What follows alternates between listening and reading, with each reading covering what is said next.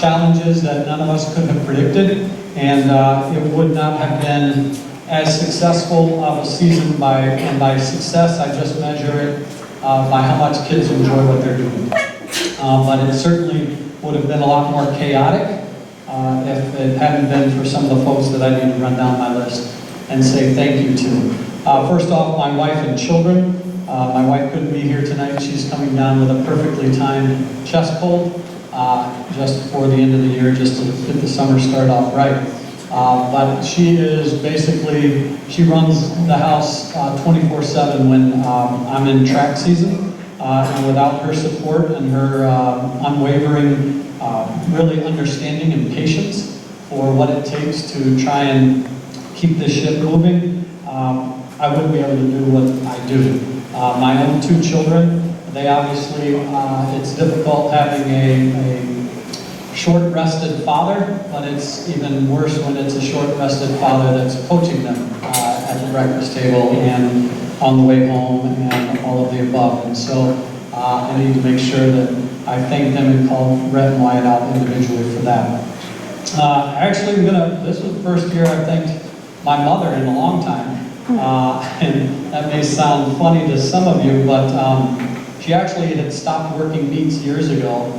She claimed I fired her. It was more of a downsizing thing at that time. But we needed her to come out of retirement and work some of the track meets this year, and she did so, and I'm sure told numerous times about me while she was down handing out hip numbers.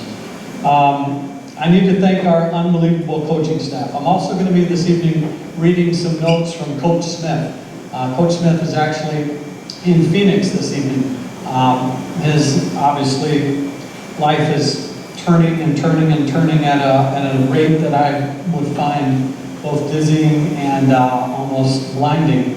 But he'll be back on Thursday, and he emailed me some words that he wanted me to share. So I'll kind of be bouncing back and forth between my words and his words this evening. He wanted to thank our entire coaching staff for their fine efforts in helping to maximize all of our athletes' potential. I also want to throw in there, before I name the coaches individually, a thank you to their families, because their families make an amazing sacrifice so that they can spend more time with your families. So as I call out each coach, and I've for the first year, I'm not a big scrapbooker. I don't scrapbook, I don't know what those really are. But I handmade some cards for our coaches, and it's got a picture on it. Years ago, my wife commissioned a stained glass piece that is a purple and gold winged foot that hangs in our living room.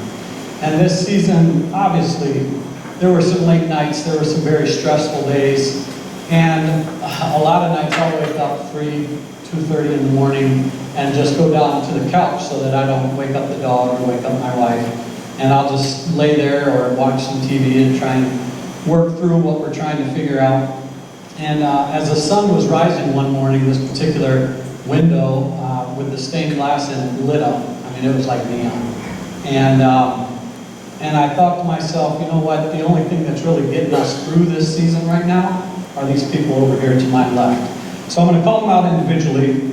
I took a picture of that stained glass and put it on each of their cards so that they understood that their help made them more a part of my family this year in my household than ever before. So, Coach Casasola, round of applause.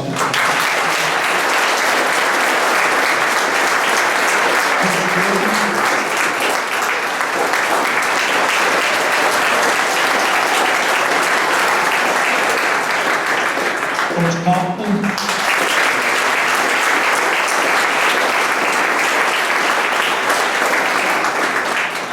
Coach Matthews.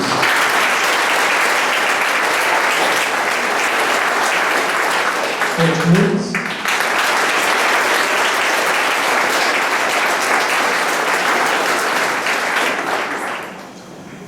We got Coach Osterman.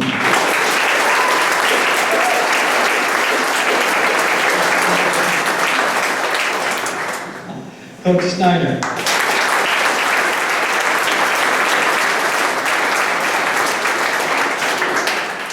Coach Stefaniak.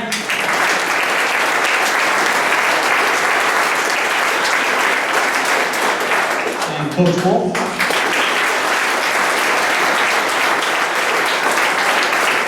I want to recognize Coach Nuss. I don't think she's here this evening. I didn't see her come in. She was here once or twice a week over helping out the high jump, and she has a real small child and has to help balance a very busy work schedule as well. But I wanted to give her a power clap on 3. 1, 2, 3.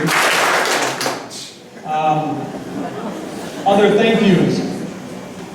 Our managers. Last year we lost a 3-year manager. Danica was basically, by the end of things, an assistant coach. For those of you that know Danica, she was unbelievably organized, could direct a crowd of raving yahoos, and did a heck of a job. So I was really worried going into the season when these 3 young ladies one got a hold of me over the winter, brought a friend, and then a third was along as well. And they, not only their learning curve was very steep, but they jumped right up like it was American Ninja Warrior climbing wall. You guys ever seen that? It was very, that's what you've seen. Okay. It was impressive how quickly they learned, how helpful they were every single day being there, doing some very, sometimes unpleasant work when it came to cleaning out the old spike room, organizing some of the jackets. And so I want to recognize those 3 now by offering them a recognition of achievement as the track and field manager. Meredith Burton, come on up.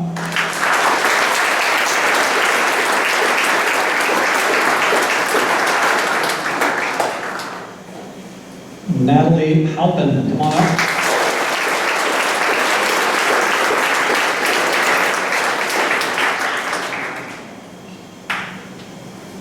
And Chloe Elliott, come on up.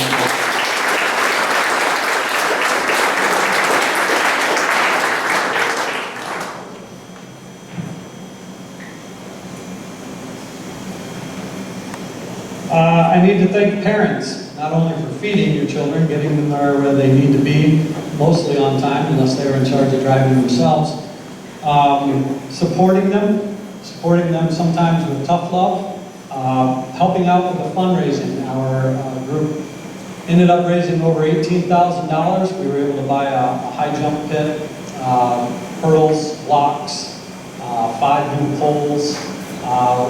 We still have more to get. Some of the spending kind of came to an abrupt halt when we had to transition without Coach Smith. So I'll be spending the rest of that this summer in preparation for next year. We were able to fill some gaps with some jackets. And I have a feeling that it was the parents that were sending as many links as the kids were. So I wanted to thank you very much for that, because while it's a once in a 10-year thing that we feel like we need to do, I promise you, you will not have to do that again unless you have someone that's 10 years younger than your current child. I would like to have this opportunity actually for the kids to give your parents a round of applause, please.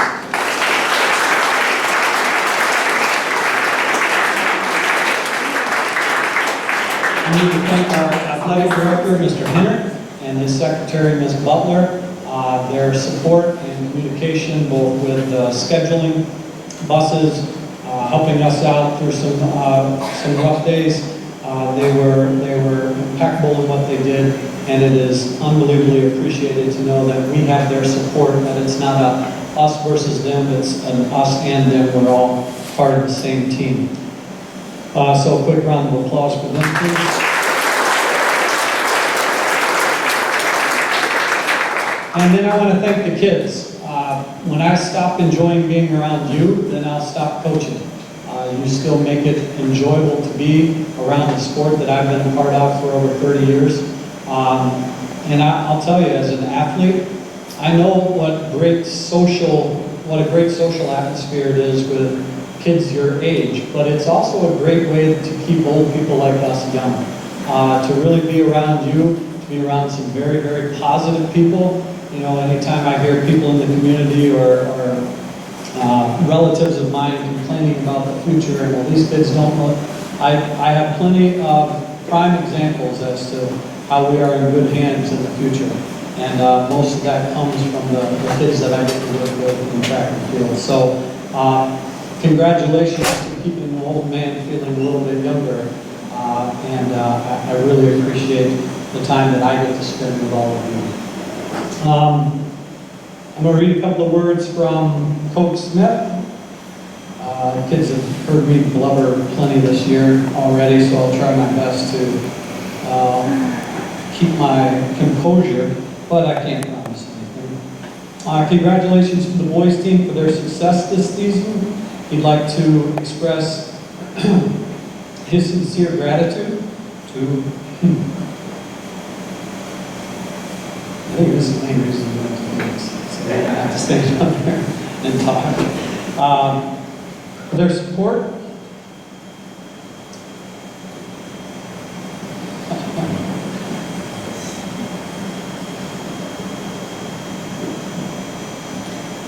I'd like to express my sincere gratitude to everyone for their support of Bryn and I through Renee's passing. We're overwhelmed with the love shown by so many. There are not enough words to show my appreciation for the time, efforts, leadership, and caring that Coach Parker has shown in my absence. Thank you, brother. Thank you to our entire coaching staff for their fine efforts in helping to maximize all of our athletes' potential. Kyle, Kathy, Jay, Pat, Courtney, Ryan, Joe, Lucas, and Dave. Thank you, Coach Wolf. A round of applause, Coach.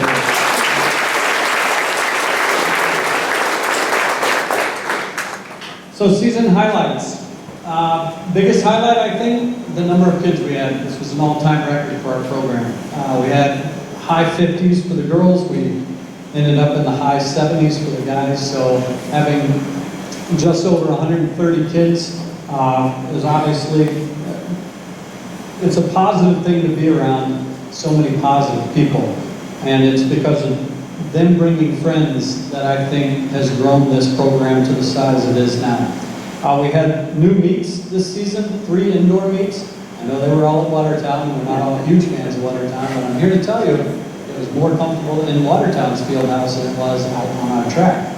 So that was a real highlight for me because with 130 kids, it is difficult to find opportunities for every level of kid. And it's very, very important to me and to Coach Smith that if you're out for our sport, you're participating in the meets. And sometimes that gets tough when all you do is big invites. So going to those early indoor meet opportunities was great for the kids. The outdoor schedule guaranteed as the conference has realigned, and we're going to our 3rd conference in 4 years next year. As it continues to realign, it continues to get difficult to schedule dual and triangular meets that don't go until 10 p.m. So finding those, what they've done is they've shrunk the number of dual tries and quads so that they have more teams in single places. Well, that lowers the number of opportunities for your JV kids, for your freshman, sophomore kids that at most other sports, they have their own team and their own schedule that they get to play or participate in. So it was very important to us, although it was hectic on our schedule, that every kid was guaranteed a competition on a weekly basis. That was a real highlight for me. The talent level keeps going up, and we're leveling up with it. As you know, I was standing there at the sectional meet. We had 6 entries qualify for the state meet, and I'll recognize those kids in a little bit. We had 7 others place 4th. And then when you look at the other sectional meets, most other sectional meets, we would have had 8 or 9 additional entries going to the state meet. But as the talent pool gets better, I feel like we're responding accordingly.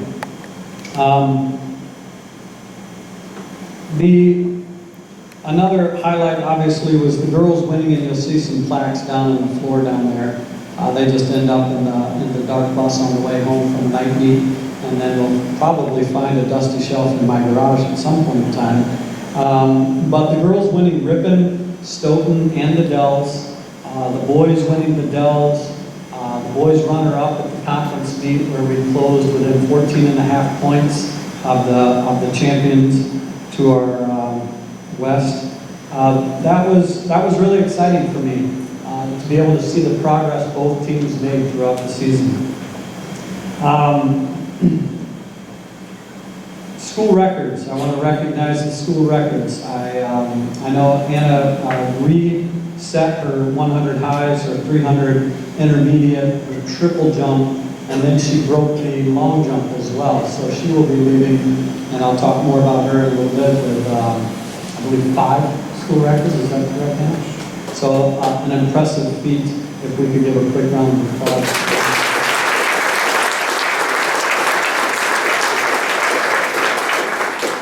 Another highlight was the record setting, and hopefully it will be broken, hopefully at least 4 more, or Anna will reset those on Friday and Saturday. But a record that I find difficult to see breaking this particular record, vaulting 15.6 and literally vaulting himself to a second place seed at the state meet, Isaiah Bauer.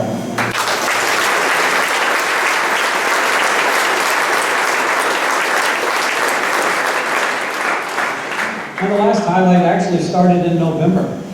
Coach Schneider started opening up for open gym in the mornings, and we were having 25 to 30 kids commit themselves to getting better way earlier than we ever had before. I mean, it was impressive, and it was fairly consistent through some rough weather patches and cold mornings, but having him and Coach Smith come in, and occasionally I make a showing, that was spectacular. So I know that people, the kids are loving what they're doing, and I hope they continue to go down that path of commitment, because we're going to need it. Like I said, the competition just keeps getting better. We need to respond accordingly. All right, here's how we're going to hand out the awards. Everybody gets a certificate. The certificates are either a varsity letter, and the way we run varsity letters is you have to meet a certain attendance threshold, and you have to also meet a certain performance threshold. There are automatic performance thresholds, and there are provisional performance thresholds. What that means, I'll use the 2 mile, for example. You run a 950, you automatically get, no, it's a 10 flat. You automatically get a varsity letter. If you run like a 10:15 or 10:20, I can't remember the exact numbers on the outside, then you get a provisional consideration, and if you have scored 7 varsity points through invites or other meets, then you get a varsity letter. Okay? Seniors that have been out, for the girls, I know it's I think it's more than 1 year, with the exception of international students, because obviously they couldn't be on our team if they were coming from Germany, just because the traffic was horrible. But also, if the guys, if they were out for a full year and finished with good standing, they'll be getting a varsity letter. Now, there's also a lot of trinkets that come with a varsity letter, because back in the olden days we had letter sweaters, if you're not old enough to remember those. But then we moved to letter jackets that you would put your letter on, and this is a varsity letter. You would sew that on there, and then you would put some pins on there. If it's your first letter in track and field, you get a winged foot. If it is your second, third, or fourth varsity letter in track and field, you get a bar. I don't know what the bar stands for. I think it's part of the chevron there. If this is your first sport ever at DeForest High School, you get what should be your graduating year. Let's make sure that's your graduating year. I think that's it. So when you come up here, what I'm going to do is I'm going to call all of the award winners for the participation awards, and then the varsity letters for an entire graduating class. So I'll call the freshman boys up and the freshman girls. If I would love to stand up here and talk about every one of your children, and I'm sorry I'm not going to be able to do that because I have class tomorrow morning at 10:20. So we'd be here until then. So I apologize if you came expecting to hear a long speech about your child. However, I will try and say a few short words about the seniors, and Coach Smith typed something up for each of the seniors as well. Okay? So I will spend a little more time on the seniors. We'll hand out all the awards by class. Then we have some team awards, which includes top of your class, then some coaches awards, some MVPs, and some captains awards. Okay? So that's the general game plan for the evening. Any questions on your letters or trinkets? I do know that there are no 25s available. Apparently, there was some sort of supply chain issue from the students. I don't know. But, so there's no 25. So if you're in the graduating class in 2025, you'll have to see Ms. Butler to get those numbers if this is your first sport ever. And that includes all sports. All right? Here we go. Kids, you take with your left, you shake with your right. Let's try and be efficient because I have a microphone, okay? So, I'm going to call your names up. You're going to take with the left, shake with the right. All right, now that's this up. All right, we're going to start with the freshman guys. I'll hand you the board. I'll have you move down the stage here. If we have too many, because I think we're in somewhere in the low or high 20s for freshman guys. If we fill up the front here, then we will have you step up and we'll fill in front of you, okay? Questions? Let's see how efficient we can be. Here we go. Come on down, loose bonds. All right, out here, okay. Mason Dobbs.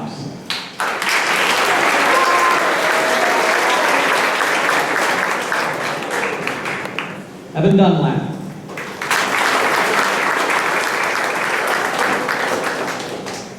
Max Gardner.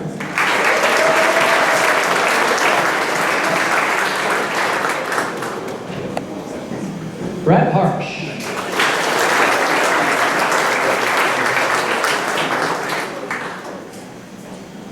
Go ahead and call Troy Carls. I know I saw him back there.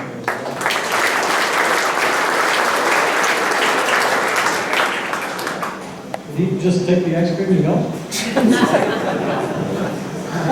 Lucas Kubasik.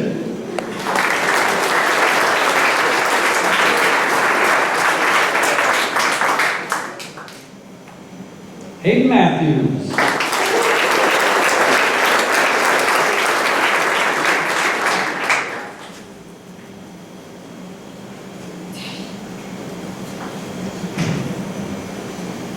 Miles Minor.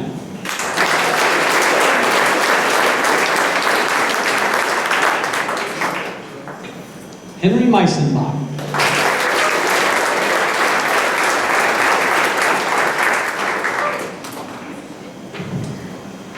Caden Meyer.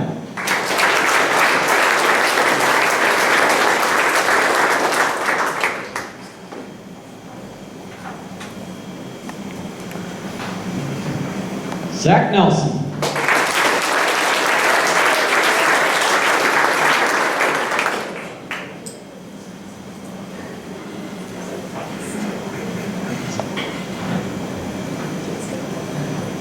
Wyatt Prokaska.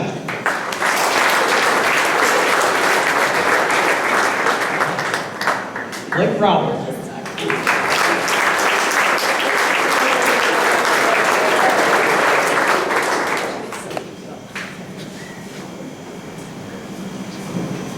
Tucker Ringstead.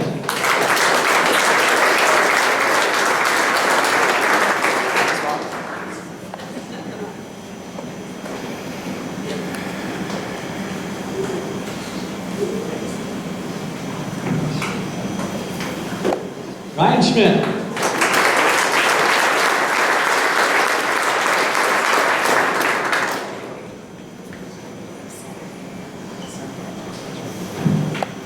Shane Schrader.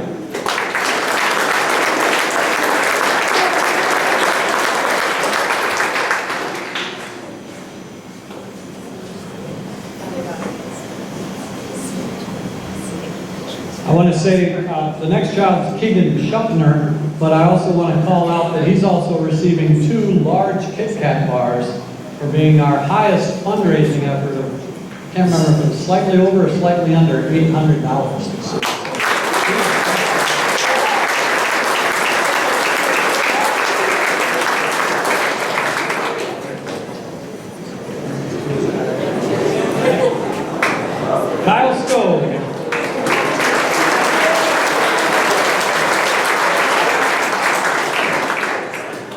Cashman T.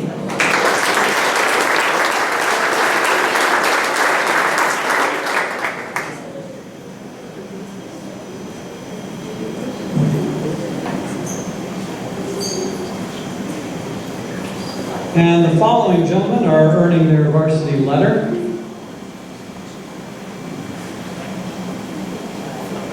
Here we go. C.J. Galloway.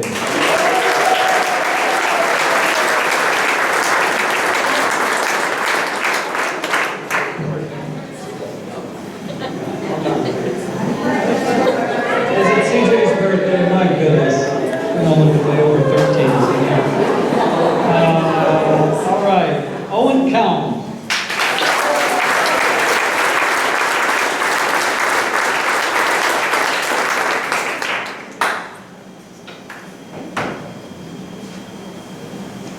Blake Lubbock.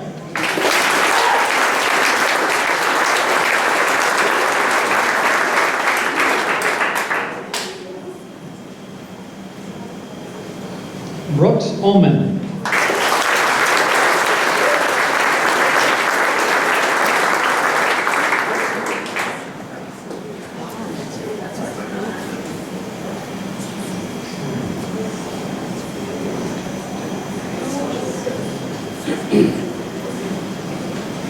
Wyatt Parker.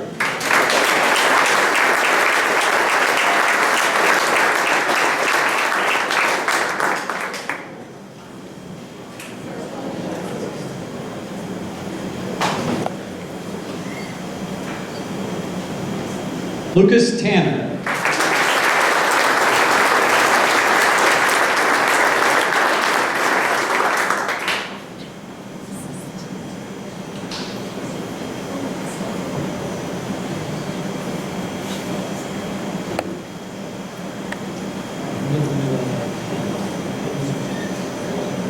All right, this is your graduating class of 2026, I believe.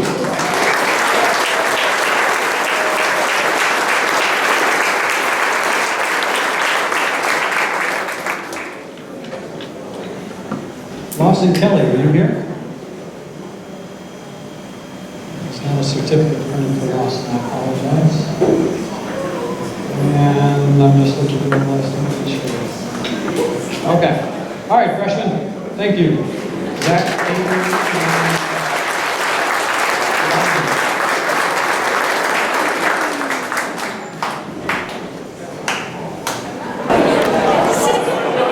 all right, we'll go into the freshman girls now.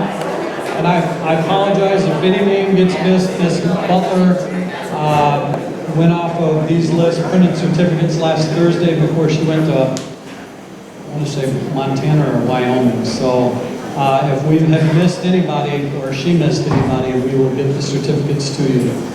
So make sure I tell you that. All right, freshman girls, here we go. Participation, Delaney Olive.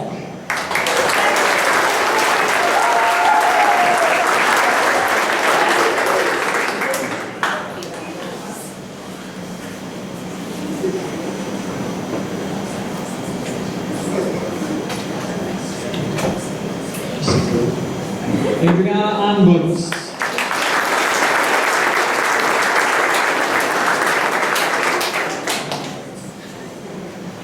Malia Barrow.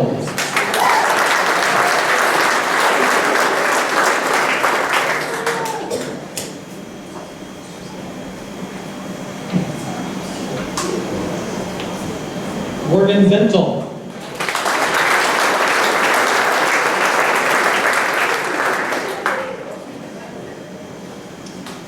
Hayden Bradley.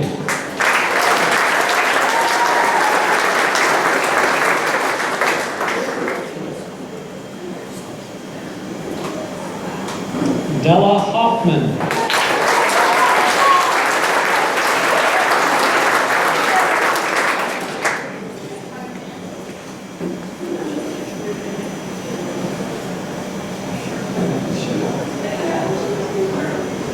Michaela Hollenbeck.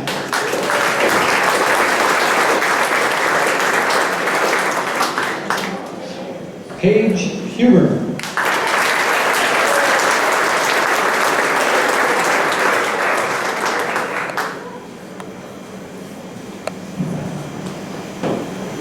Mackenzie Johnson.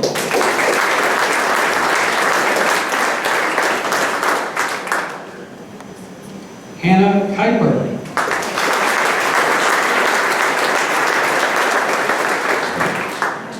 Jordan Mysteric.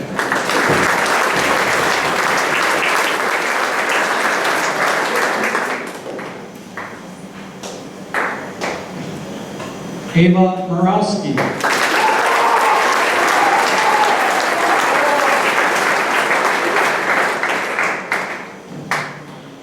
Adelaide Piontek.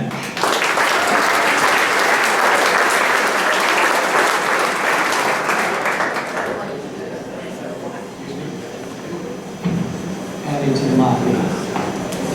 Ella Skinner.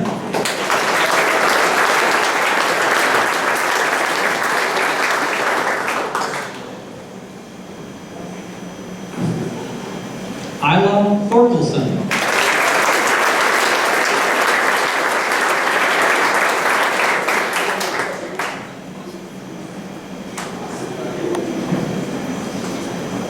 And earning their varsity letters. How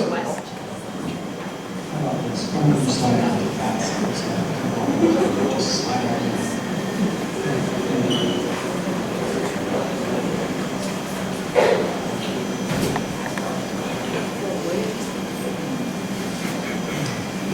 Gracie Mowbray.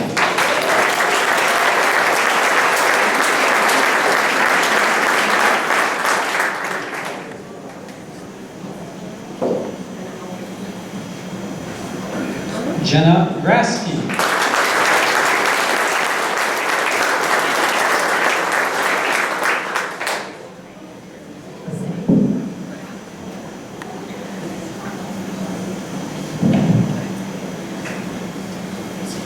And I don't think Emma Hermanson is not here this evening, correct? Emma Hermanson? Irma? No? Okay. Power clap on 312. And finally, MJ Nelson.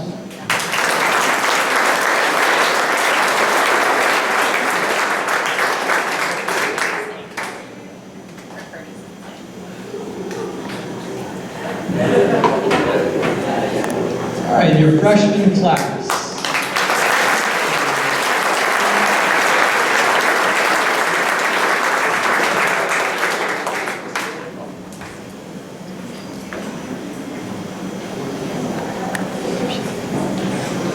Ella.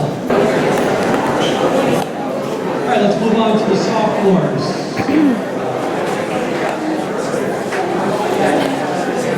Mr. Hayden Axford.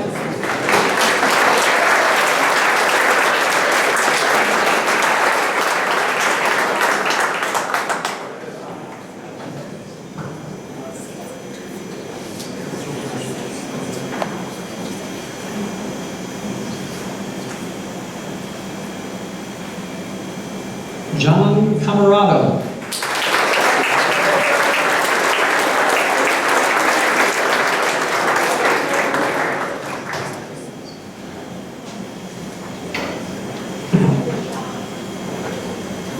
Thomas Hennert.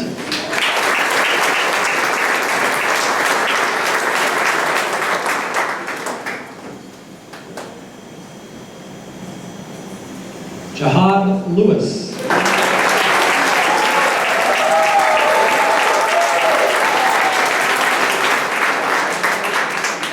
Dyshawn McDaniel.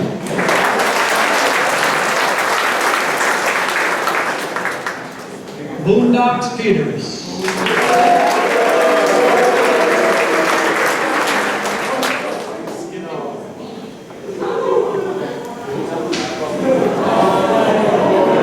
AJ Sabatini.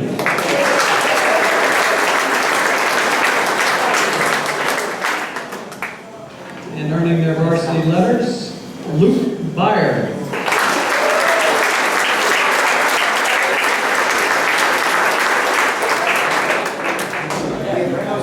Don't have a certificate for this young man, and I just circled his name.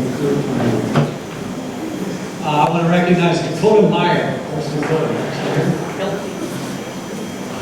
One, two, three. Varsity letter to John Schuger.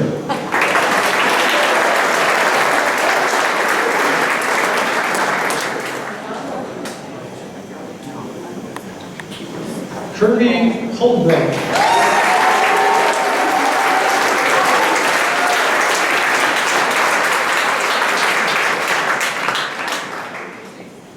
Bradley Jacobson.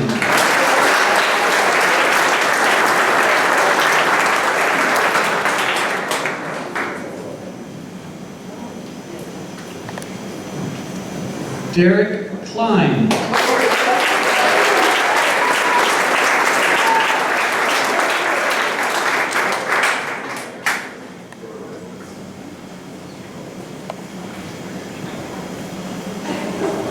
And Elijah Kebon.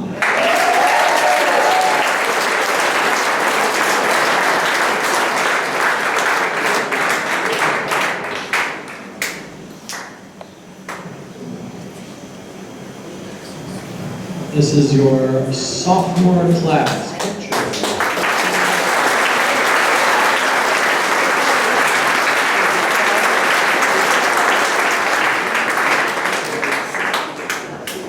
All right, thanks guys, have seats.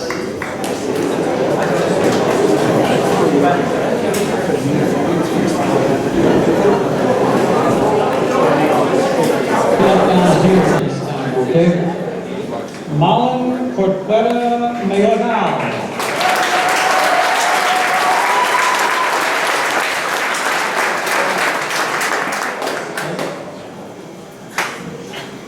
Emma Culver.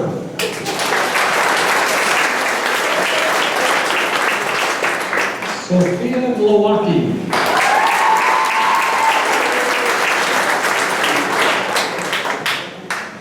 Lana Haney.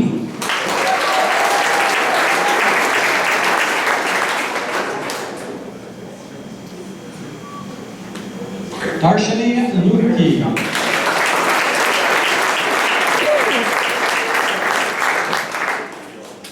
Bailey Monroe.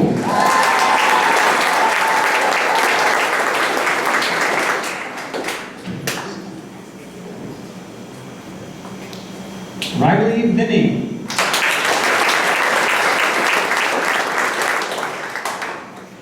And earning their varsity letters. I'm not seeing this spelled out. Allison Armstrong.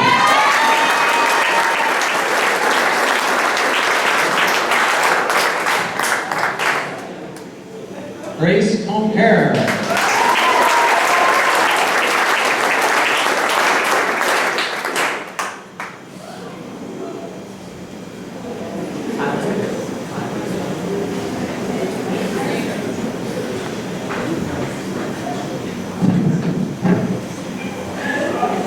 Jordan Derline.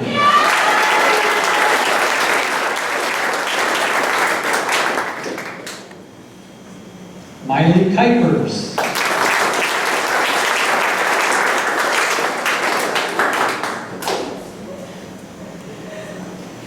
Avery Poplars.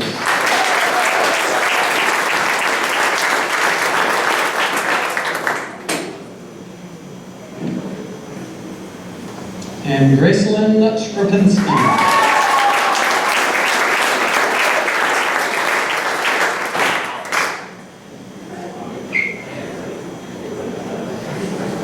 Your sophomore class.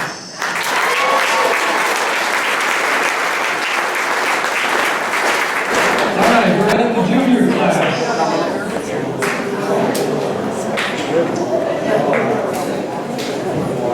Bradley Altenberger Cooper.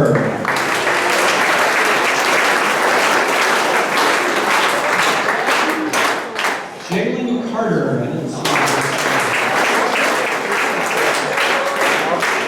Riley Frederick.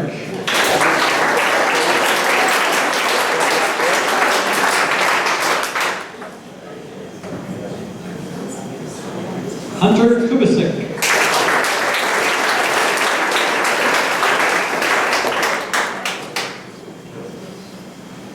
Jacob Kinsey.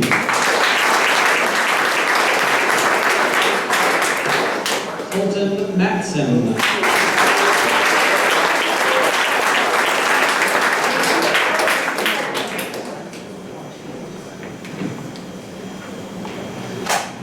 And Eric Weinseritz.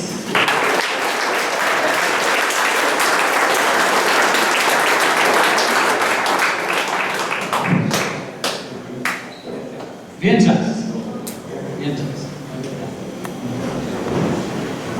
Earning their varsity letters.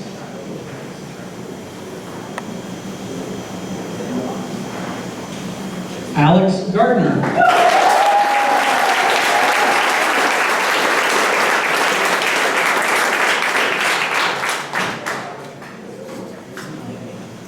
Aiden Harsh.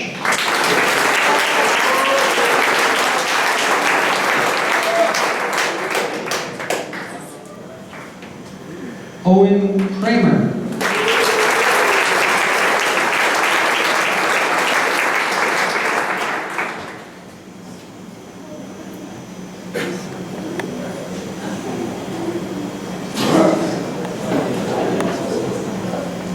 Max Mitchell.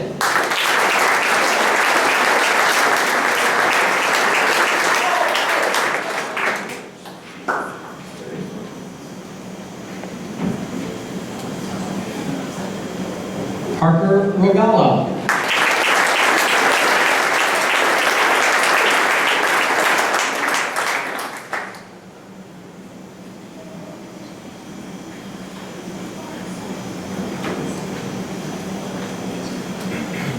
And Mr. Brooks Wilson.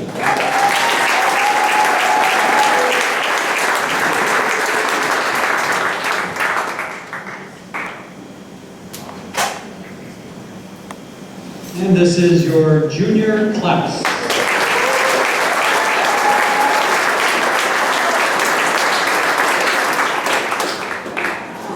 They're real big in the picture. Class for ladies. Aya Haggerty.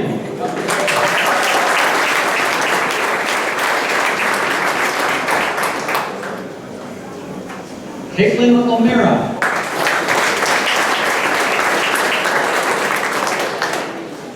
And earning their varsity letters, Quinn Olick.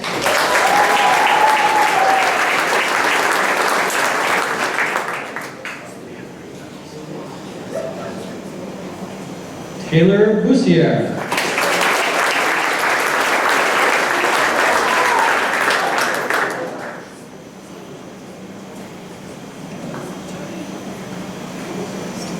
Brianna Estes.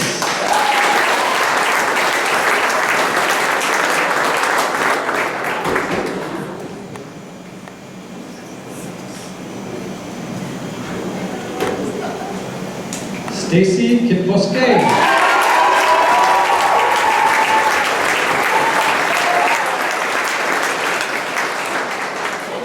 I'd like to recognize Stacy at this time also for her state berth that she earned, taking third place at the sectional meet assault and actually running a time that places her third at the state meet.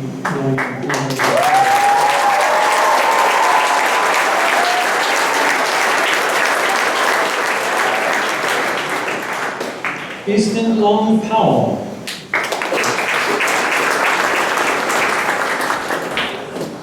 Paige Sherrill.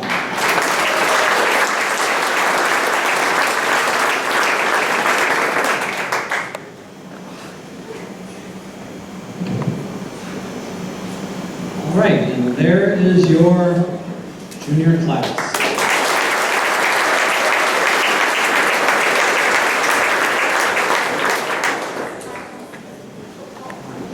Senior class.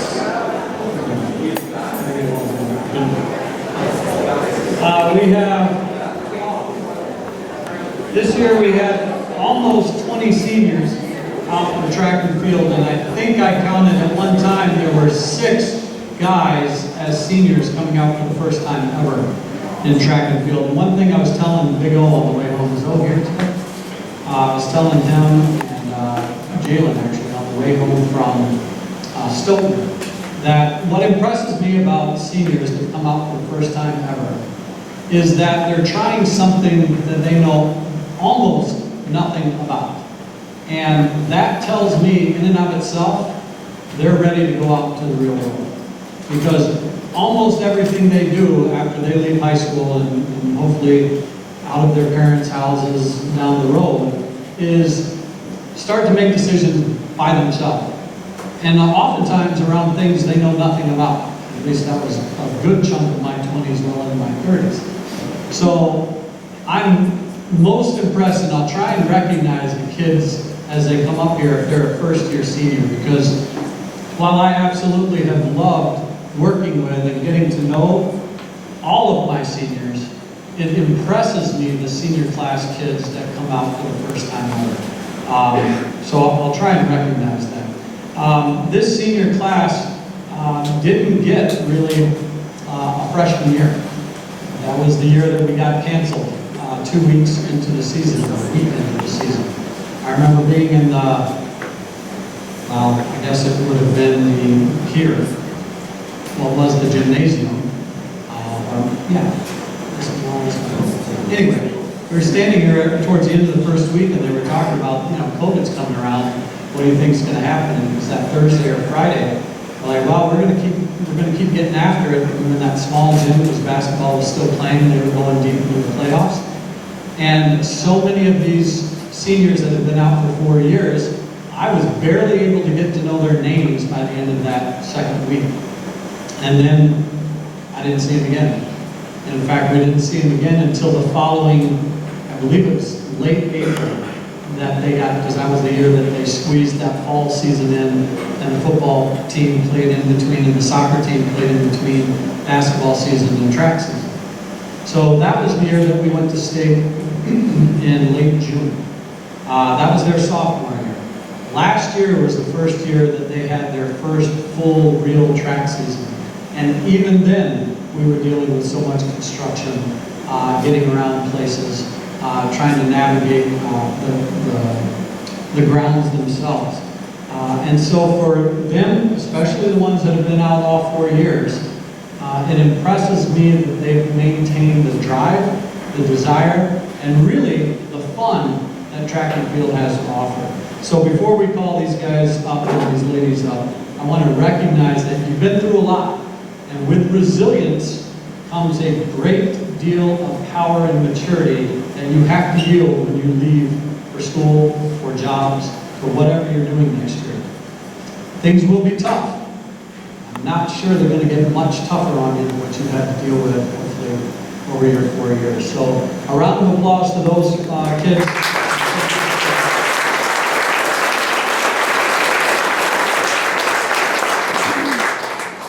I know this first young man was considering, he was on the fence about coming out for track at all this year. He'd been out for every other year, I believe, since his sophomore year, after the COVID year especially. But kind of had a rough go at things last year with his hamstring. Helped us get, he was an alternate on the qualifying 4x8 team, I believe, at the state meet. I talked about that last year, but what impressed me this year was he was able to come out and really grow into his own leader and be a positive influence at both varsity meets and JV meets. And I think his finest showing was when he was running that 4x4 at Stoughton for his last race of his career. And really, he was able to work with a lot of really young runners on that 4x2 team. They ended up winning, which was nice. But what was more impressive to me was how much he was able to help make those kids feel like that was their sectional meet. And that was awesome to me. So that tells me that Alex Bodie is ready for anything he's ready to face in the coming years. So Alex, come on up, Michael.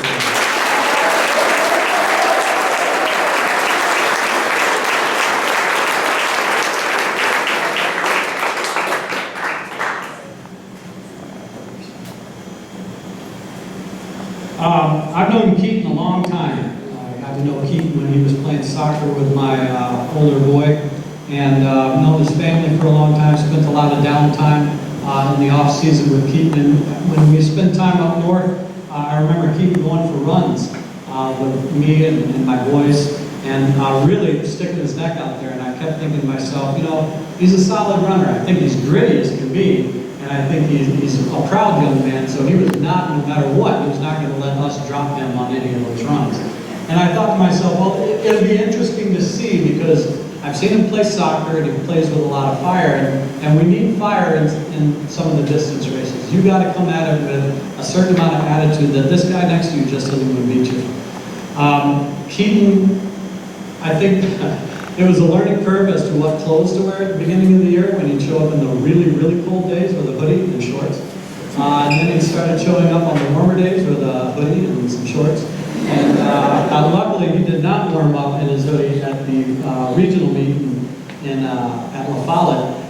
But there again, he displayed his tenacity in the Open 800, ended up dropping 3 seconds from his best time ever. And it really just came down that he didn't want to lose to Aiden.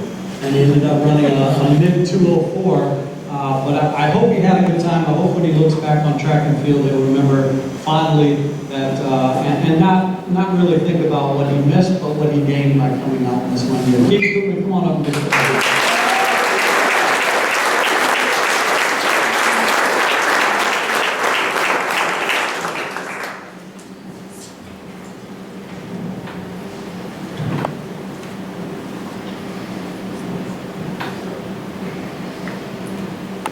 Another first-year senior, and you talk about somebody that you wished you had this energy all 4 years, positive, the desire to learn, the desire to get better. I came over one afternoon on a Sunday to put up the protection netting over by the shot put area so the baseballs didn't hit any of our kids.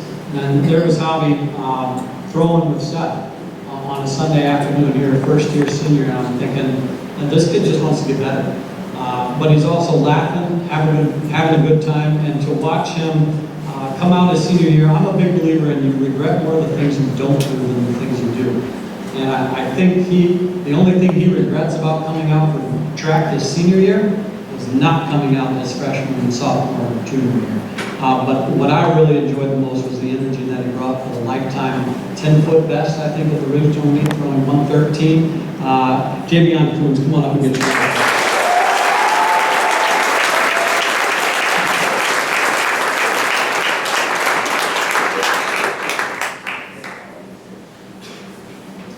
I'm just going to go down the line here. There's some of my first-year guys still.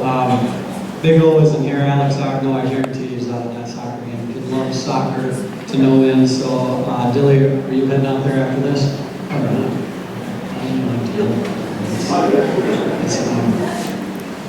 First-year runner, longtime fan. Rhett decided to retire from a previous occupation and come out for track and field this year. He made that decision, I think, pretty early on in the fall. Definitely after cross country was done, but I think, you know, towards the end of his summer ball. And then he just kept asking me, because Rhett is a child, I've known him a while, and he is a child that wants to do right as soon as he can do right. And unfortunately, he chose an event area that it takes a whole lot of experience to learn what's right and what's wrong for you. And I think he kept thinking, and this is just his nature, that everything he was doing was not right. And that was the only frustrating part for me in this entire year, was that I wanted him to see more and more positive out of what he was doing. Because yes, he wasn't yielding the times that he wanted to early on, but he was learning. And it's tough to learn from some of the mistakes in distance running. But to watch him come out and drop 10 seconds, and for the first time, I've been telling him his whole life, he's very much like his mother, sweet as can be. Not like his old man, who's just a raving jerk when it comes to competitions. But you just got to get pissed. You got to get pissed at the guy next to you, saying, you're not going to beat me. Well, there was a kid from the West that was running on the inside of the track at the conference meeting. And Rhett redirected him, told him what was what, and then sprinted out in front of him and just decided at that point that child was not going to beat him. Ended up dropping about 10 seconds, 8 seconds or so from his lifetime best, and scoring for us in the 2-mile at the conference meets. So for him to end his season close to that time and that positive of an outcome, that was as gratifying as any child that I've ever had qualify for the state meet. I might be a little biased, and I recognize that, but I hope that he doesn't look back and like some of these other guys, regretting not coming out, but how much he learned and grew this year. Red, come on up and meet your letter.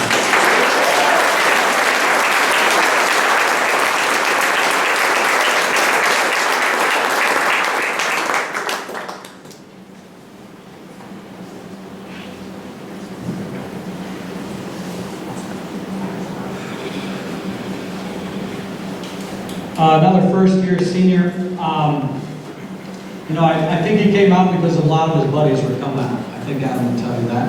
I think he knew someone on the girls' team as well, but that wasn't as important as being around the guys.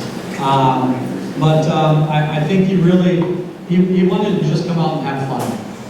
He's one of those kids that every time he gains 2 steps, a small setback with an injury would set in. But I believe it was at Stoughton, his last meet of the season, when he came over and his face was lit up. I think it was warm that day, so he might have just been overheating, but he was lit up with joy that he had PR'd, I think, in the triple team that day, right? Cracked 31 feet, somewhere around there. But just a huge PR, and to see, my first question turned into most of the season, well, how are your legs? How are you feeling? Are you hurt?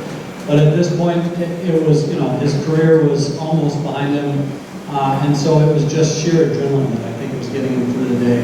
But to watch him enjoy that and become such a fan of watching a track meet as well, I really appreciate having come on up. Come on up and get your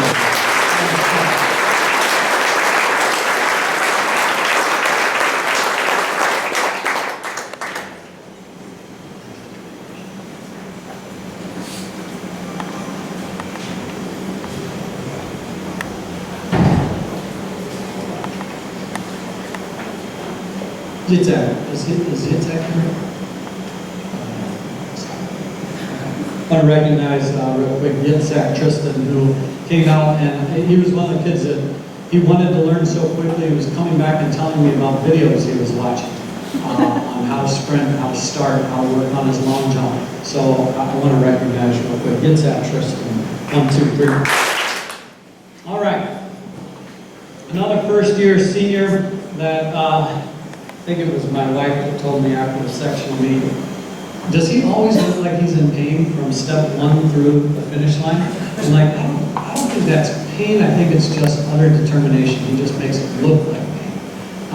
To watch Casey develop as a 400, 800 runner, he actually ran a sub-5-minute mile as well. And I should have mentioned Keaton also ended up running a sub-5-minute mile, which is unbelievable as their first year.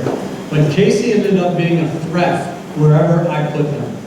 He was a threat to the conference, he was a threat to the regional, and a threat to the sectional meet. He came out, and in 1 year's time, ended up running, I think, our second fastest 400 on the team this year, and I believe our second fastest 800 on the team this year. It is very difficult to run a 2-minute 800-meter race, especially with only 12 weeks to get ready for that race. But every time he took the time, the only tweak we had to make was you don't have to negative split every single 800 that you run. Once I convinced him that he should get out harder and then just hold on, then he at least even split every single one of his 800s. Ended up coming around, I think, in a 58 high and finishing in a 101 low at the sectional meet. Took the lead for us and just was smoking some guys that I know are running 12 months a year, 60 miles a week. And it was just a joy to watch him absolutely destroy some of the upper echelon. So I want to congratulate him. I hope he'll consider a potential future in track and field, but I know that he's a talented kid and is being drawn in other directions when he heads up to Richmond. Casey Walton, come on up.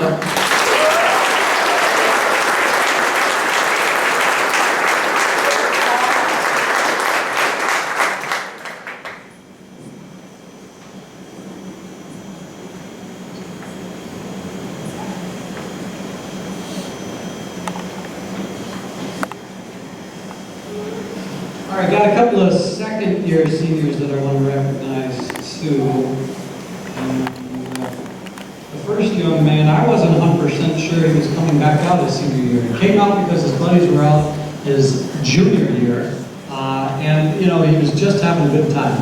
And I thought, his legs got really torn up his junior year, and sometimes if you're not used to the volume that we do in training, you end up taking a few steps back with some shin splints, some tweaks to the knees and hips and whatnot.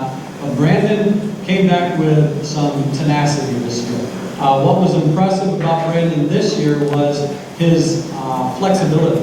I was able to move him around through the sprint relays, long jump, and his individual sprint events, so that when I was filling out these lineups, and especially when it came to doing it for both teams, it was easy to have Brandon as kind of the Swiss Army knife of some of those relays. So I really appreciated that, and I think he had more fun this year than he had last year, simply because he wasn't beat up as much this year. So Brandon, come on up to each of our seniors.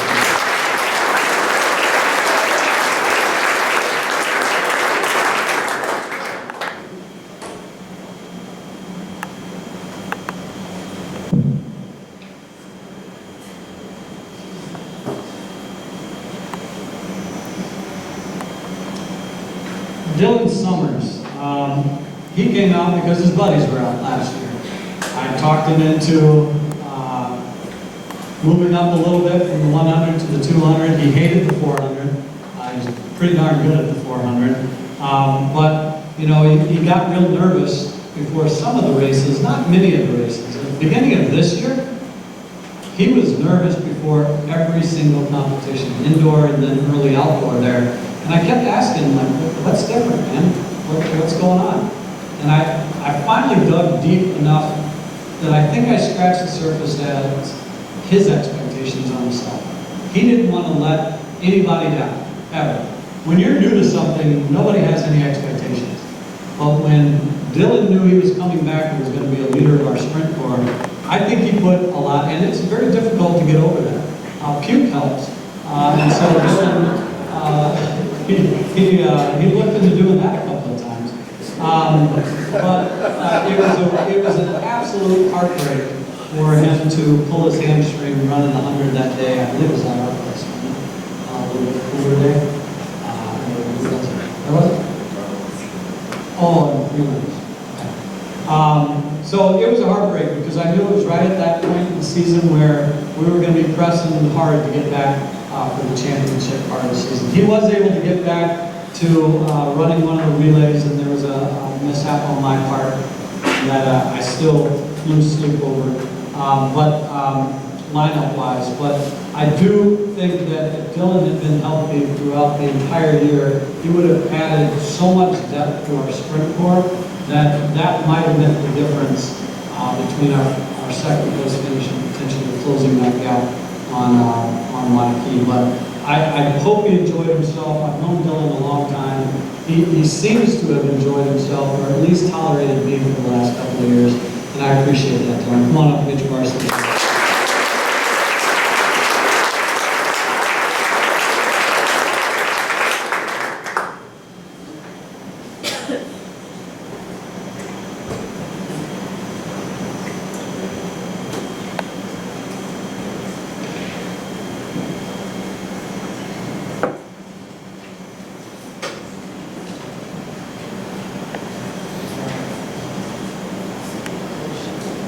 Andy started emailing me early in the winter about, let me know the things I can do to get better at the jumps. I wanted to really help us out along in the triple jump this year. His legs were not his best friend last season, got real banged up, it was knees or hips that just kept giving him trouble, but he wanted to put in the time in the off season. He was coming around in the mornings. He was doing all of the strength and exercise stuff that he needed to do for PT. Had a little setback there that I think he had to continue to learn how to adapt his lifestyle and his body and his expectations to. But Andy is another one of those at the Stoughton meet. When he came over, I believe it was the triple jump that day that he had a lifetime best. for someone to finish on that high of a note. I know that he will always want to have done more for the team, but I will forever remember the desire that Andy wanted to put into track and field. And I appreciated no matter how many obstacles his body threw at him, he was going to work through them. Thank you, Andy. I appreciate that. Come on.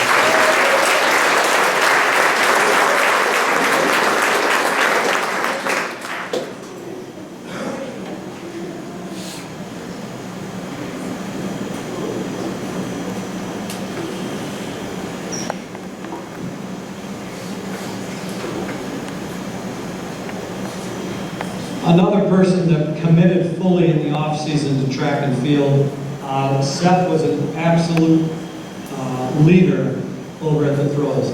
We had, did you guys ever count up how many throwers we had on? There was upwards of over 30 throwers on any given day over there. Seth was by far, on the guy's side, the most experienced.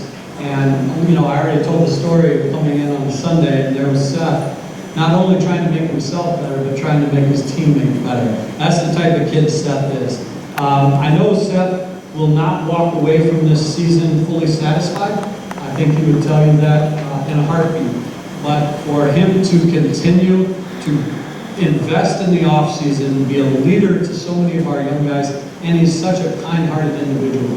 He's the type of guy you want your kids being led by. Seth is a golden-hearted kid that if I could will more success for him just so that he felt satisfied, I would. But I think that having a little bit of this will only drive him to be better in whatever he chooses to do next. So, Seth, man, come on up, please.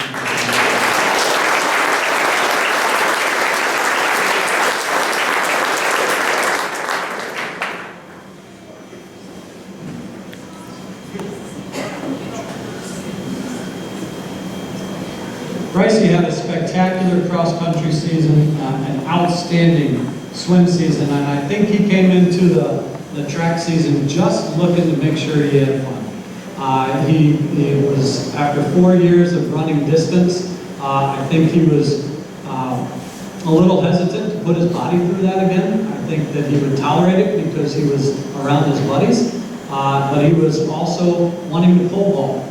That's a very difficult combination to be a distance runner and a pole vaulter. Brycey ended up vaulting a lifetime best, I believe, at Watertown, right? It was 10 feet indoors, and I know he wanted to come out and continue to contribute at the pole vault. Unfortunately for Brycey, we had a number of new people that just accelerated a little bit faster, and so what I give Brycey so much credit for is the fact that while he knew where he was, his positive attitude never changed. If he ever had a disappointing day, he never showed it to me. And it was always finishing the meets with a thank you. I enjoyed myself, and I hope when he looks back on track and field, he remembers nothing but fond memories. Bryce, come on.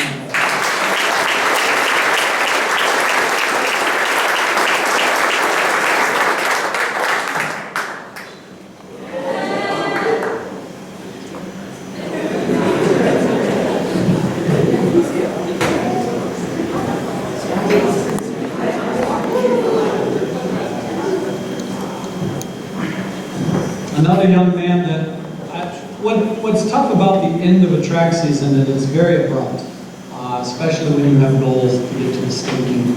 I think when Joe looks back on his cross-country season, he's a little disappointed, so he turned around and did something about it. He went out, not only did he go out for the swim team, he absolutely loved swimming, but he was still running 45, 50 miles a week during the swim season in the middle of the winter. I know because he's got this reflective vest and he runs past my house when I'm up staring at a lifeless stained glass in my window. But I will tell you that Joe's hard work paid off. He was a dominant force in the conference in all the distance events. He did the iron triple at the conference meet and scored in all three of them. That's the open mile, 800, and 2 mile, which is very difficult to do and score. But also, he fully invested in the team level of the 4x8, willing to run the anchor leg and ended up running a lifetime best at soft. Now, the outcome wasn't what he wanted, but he was able to rebound and run a respectable mile. Now, it wasn't the time he wanted to run, he was tired. It was a much quicker meet. But for him to come out, go to Nathan Hale's meet and run as well as he did there, run in the low 4:30s in the mile, run a 2 flat 2 mile, a sub 10, excuse me, a 2 flat 800 and a sub 10 2 mile. That resume, I hope, will carry confidence when you go off to Stout next year. And you're on the trajectory that I think you wanted to be on a year ago, and I wanted to assure you that you are well on your way now. So thank you, Joe. Come on up.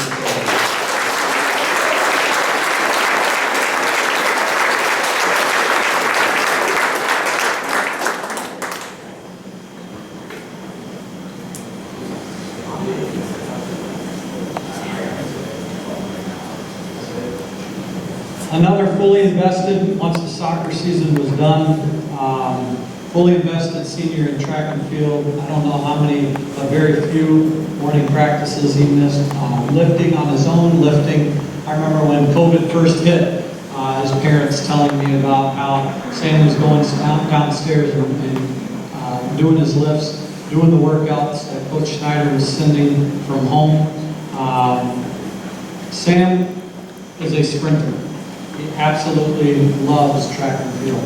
And when you have somebody willing to work, to have the love for it, and to have the talent that he has, you want nothing but the best for him. And he's a great kid. He was absolutely torn up at the section meet after his 100. I was. I mean, he was one of the 7 fourth-place finishes that we had at the section meet. I asked him to turn around and still get over there to long jump. He did that. He came out in the 200. He looked tired. It was the 400 that told me that he was never going to stop fighting. He split close to a PR in the open, or the starting of the 4x4, and collapsed there at the finish line after he handed off the baton. You want good things for good kids. And I wanted a state berth for Sam. For him to come out and do as well as he did at the conference meet, to win the 100, take second in the 200, second in the long jump by almost a full foot PR, jumping 20 feet 7 inches. Everything was trending the right way for Sam. What I know Sam will take from this is he's got more of a career. It's nice when it's just the end of a chapter, not the end of his book. And that's the momentum I want Sam to carry as he goes off to Eau Claire. Congratulations, Sam.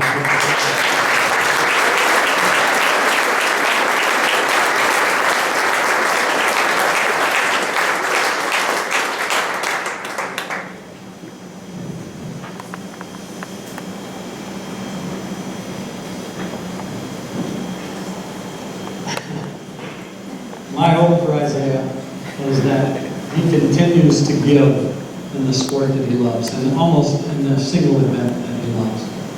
Isaiah is unbelievably talented at a lot of things. He's an unbelievable artist. I don't know how you know that. He's a good character. He's good with kids. He is good with other teams. He will help anybody in a meet, whether he's competing against them, watching, or has known them in his entire life. Isaiah was a state qualifying sub-16 minute 5K runner. As a coach, it is very difficult to give up on a distance runner that has that talent, but can turn around and place it somewhere else. Because when he was a sophomore and junior, I could put him in any distance event and pretty well know we were going to be in the top 3 at almost any meeting. So as he started to tell me, yeah, I'd really like to focus more on the pole vault, it was everything I could do as a coach to not let him do it. But as a person and knowing who he is, I had to let it go, because the sport is not about the people up on this stage. but the people in front of this stage. Isaiah fully invested. Pole vault camps, I didn't even know there was such a thing. Pole vault clubs. He probably has upwards of $1 gajillion worth of poles sitting out there right now on rent.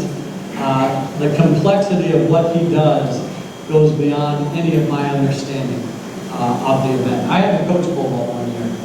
My biggest advice to most kids was don't do that again if they're dangerous.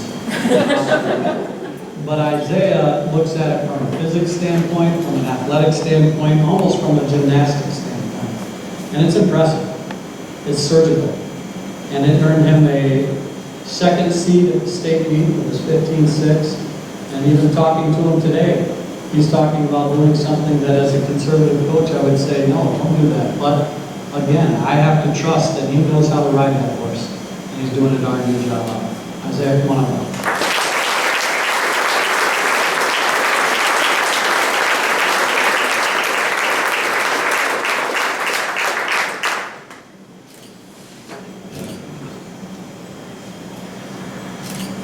This is your senior class, ladies and gentlemen.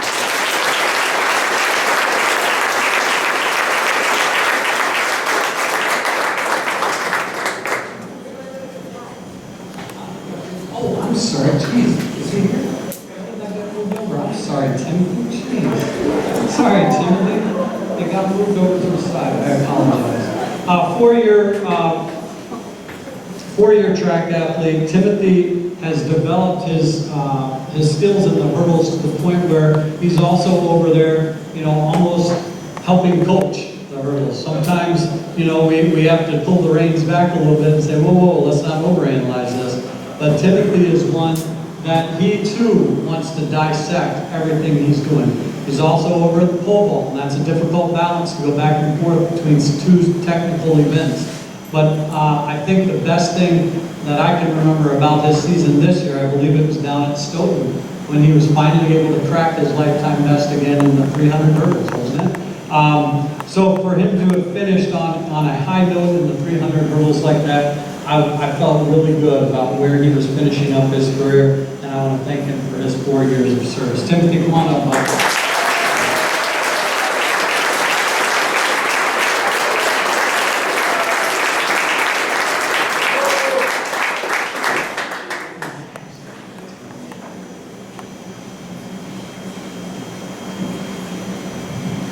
This is your senior class.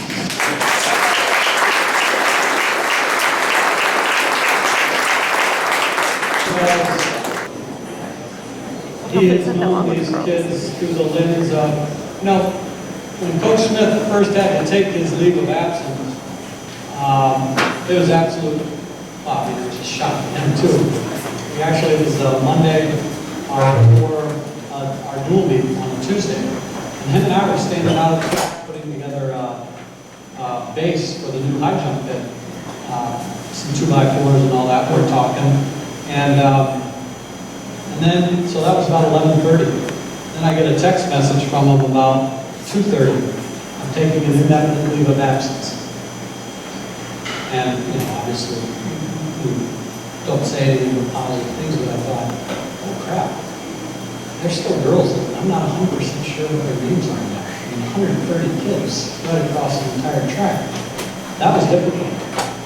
And so when you look at a lineup and you see names and you see numbers, that's when you start putting faces. So for me, to not know the girls as well, I felt horrible. But that's why I want to honor Coach Smith's words. He's looked at their names, their numbers, known their faces a lot longer. I mean, I can speak to a lot of the 4-year kids. I would say great things about them, and because they're all great people. But I would like to honor him by using his words here. I feel a bit remiss in not being able to salute our senior class. They have earned a sincere send-off for all of the hard work and contributions to our program. Rather than use my favorite listing of statistical accomplishments, I've chosen to share a single word about who they are and what they represent. Of course, these are my reflections, and you may see other positive traits that I failed to mention. So I'm going to give you the one word. the kids that he chose, and then a short explanation, and call you up here to give you your certificate. Mary. Mary Mamuto. A transfer from France. Her one word, respect. Mary respects all others, respects our sport, respects the values of hard work, and most importantly, respects her dedication to challenging herself. And I can echo that just by watching her develop herself as a player and as a season player. Thank you, Mary.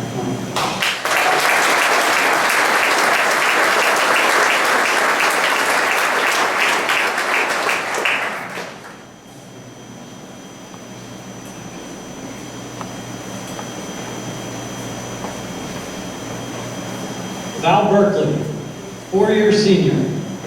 One word, confident. Val has carried herself with confidence since she was a freshman. This trait will serve her well as she transitions into the next phase of her life. I'll throw in there too a positive confidence when it comes to what she expects of herself. Come on up, Val. Would you like to?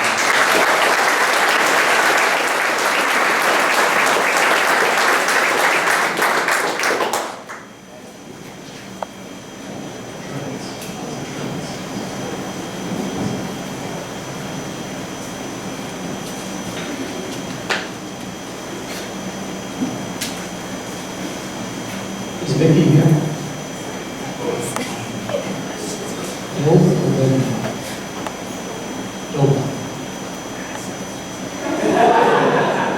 Vicki Doe, an exchange student from Germany.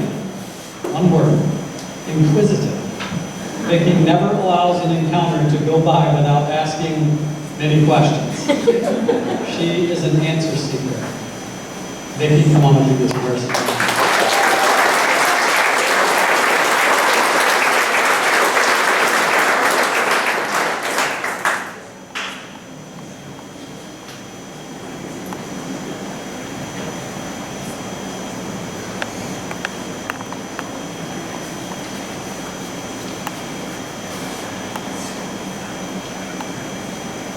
Esther Akezie, four-year senior.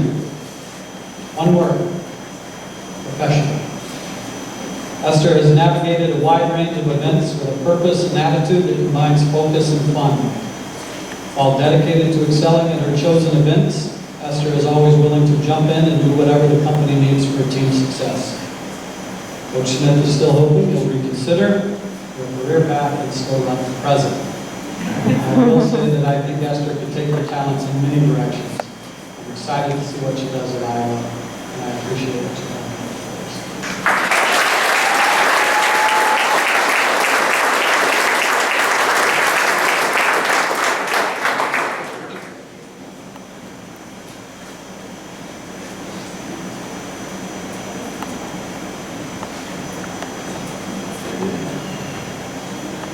Lucy Manzetti, four-year senior. One word, prepared. Lucy has shown herself to come to practice or competition prepared for the tests that lie in front of her. She maintains composure in the face of adversity. I can remember specifically when she showed up listed in the 4x8. Now she might have been nervous with butterflies, but could not have told by looking at her. Cool under pressure, Lucy, come on, next person.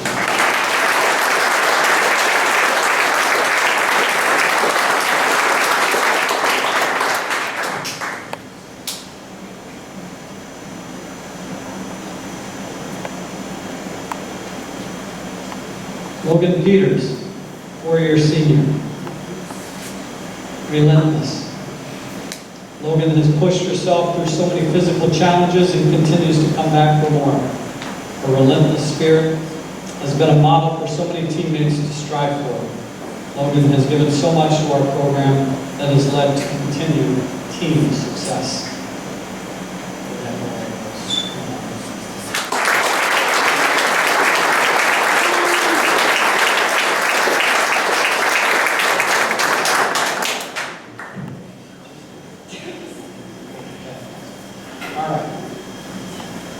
Anna Sapiniak, four-year senior.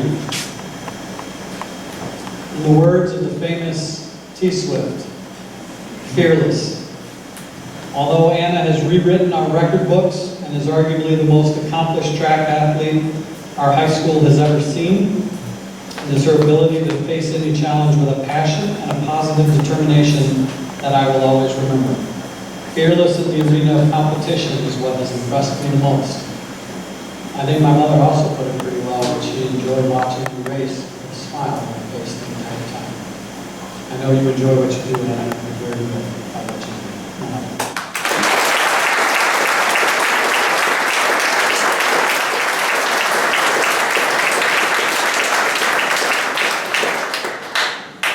I'd like to also offer Anna 3 golds and 1 silver from the sectional meet, signifying the 4 events that she is headed to across. Congratulations.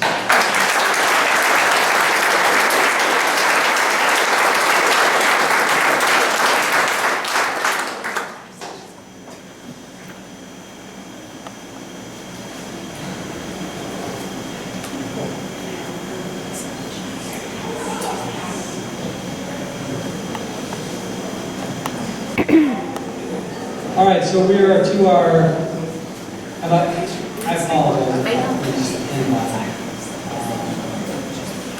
Or mispronounced names.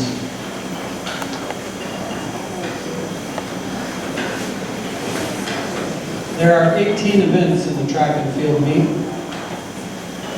36 boys and girls, 72 varsity and JV. It is difficult oftentimes to come up with who's the best in a class, who's the best in an event, who's the best leader, because we are strung across probably, I don't know, 15 acres out there of land that we're supposed to try and keep track of, 130 kids. We do give a top freshman, top sophomore, top junior, top senior award, and those are ultimately, they come down to if you were to remove that person from the lineup, from that particular grade level, who would it potentially impact the most? But it's not just that, it's also the positive influence. It's also the leadership that they offer at a micro level of their graduating class. We have 4 males and 4 females that I'd like to bring up now. Recognize the top freshman award for the males, Lucas Tanner.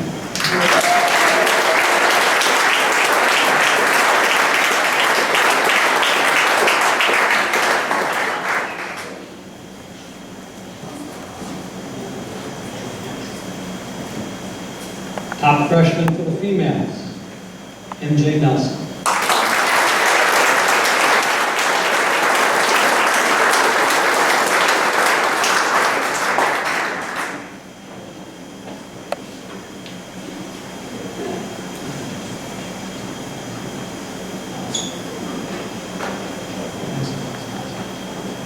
Top sophomore, Elijah Pavon.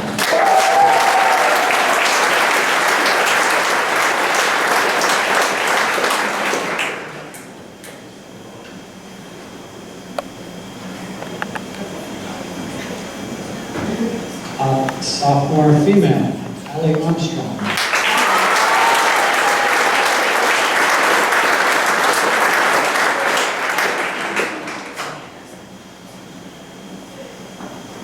Top junior, male, Parker Lavella.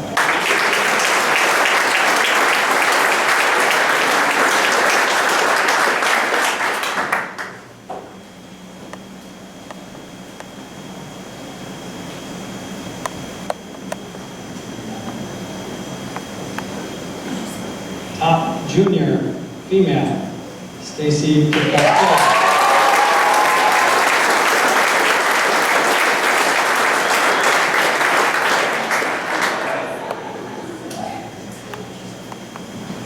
Top senior, male, Sam Nante.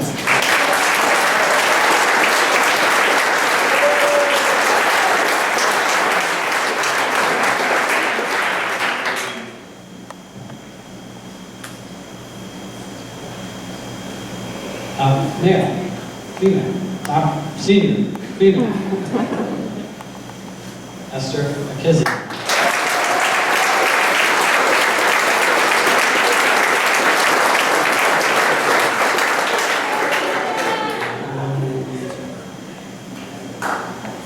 Your top class award winners.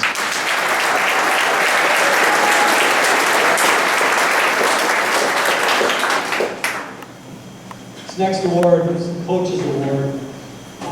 As a coach, you look at this award as to, are they doing everything they can? Warming up, tending to injuries, cooling down. Little to no real negative effect on the team anywhere. Where they walk, so does positivity. We have a lot of those kids. And I mean, I could fill this whole table up with how many great kids we have on the team. This year, I look at the names up here, and I'm also going to throw in there fairly quiet people. So there are people that go under the radar that when you watch, you're like, ooh, that was interesting. And you think to yourself as a coach, we're going to build on that. The team can build around that. The two guys are Owen Kelm and Aiden Harsh. Come on up.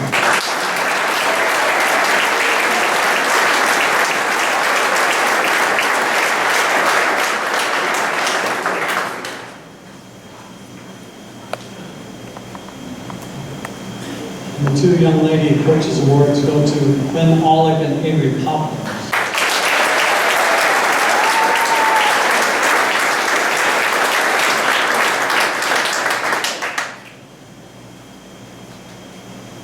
I should mention about Quinn too, that iron triple thing.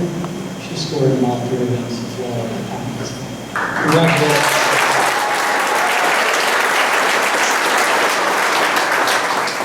This one's out of here.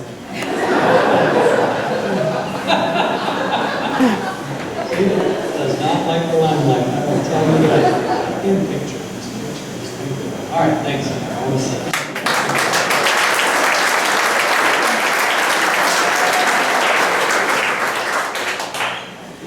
I saved the captain awards for last.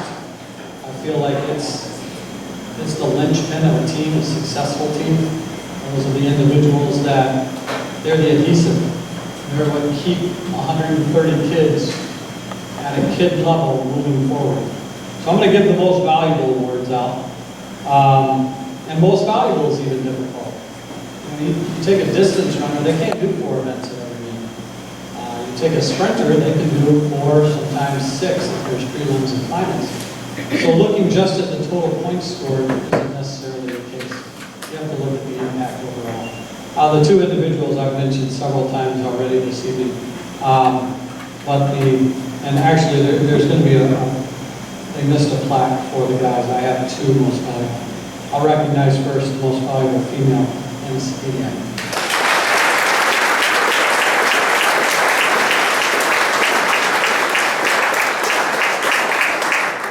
The one challenge that I have for Annette, because when I watched her run in 8th grade, the hurdles, she had to step over those bad boys. The only challenge, and I only bring this up because it's the same words that I told to Drew Simmons after he won the state meet his junior year and we were at the banquet. This was back in the early 2000s. What's next? Okay? Build on it. That's my challenge to you. Okay? The 2 individuals for most valuable, and I'll get the other one is plaque in a little bit, but most valuable because the impact will be felt for years to come with one of them and was felt instantaneous this year with the other. The one without the plaque that I'll get is Isaiah Bauer. And the other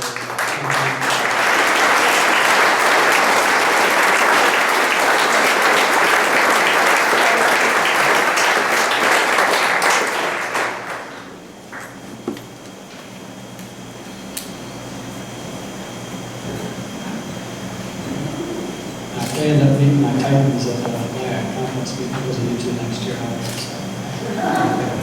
All right, our MVPs, ladies and gentlemen.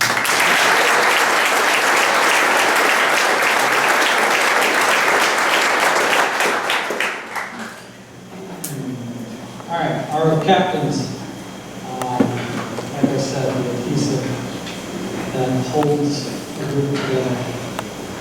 We got great leaders, strung across a number of event areas. So that's why these are called the event area captains, basically mini coaches to some degree. For the guys, we have helping us out so much and throw Seth Ming on up.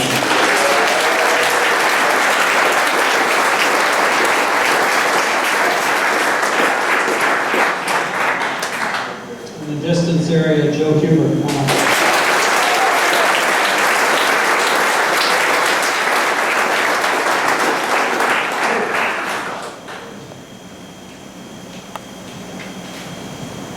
And hopefully coaching for years to come, Isaiah Bauer.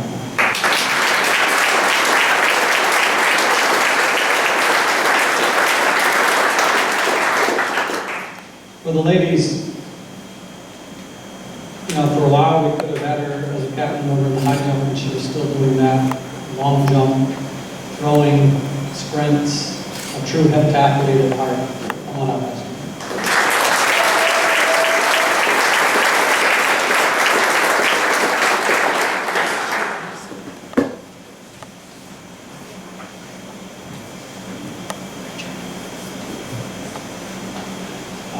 The impact felt this year, felt last year, felt the year before that, and we were for many years. And it's again.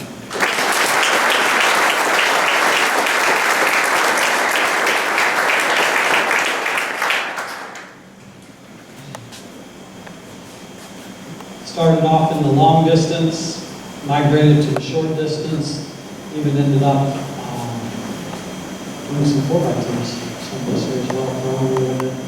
But we've been area captain as much because of her volume and how she is our great advertiser. She sells track and field, and I love that about her. What a huge fan.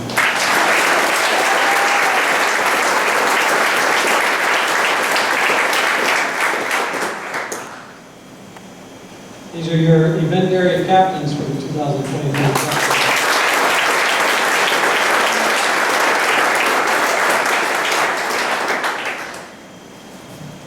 So as we wrap up here, feel free to put some ice cream in your pockets and take it home with you. I don't want it in my freezer. But also, I want to thank everybody sincerely, whether it was the emails, the support, financially, the support for your kids, the support for each other throughout the 2023 campaign. These folks up here that are vital to everyday interactions with your kids when the head coaches can't be around. But mostly the kids. Where we go from here, I'm not 100% sure. I don't know what next year is going to look like for myself or for Coach Smith, but I can guarantee you that there will be a program that will support every single child in whatever level they want to compete at and strive for in a positive atmosphere. Thank you very much, you guys.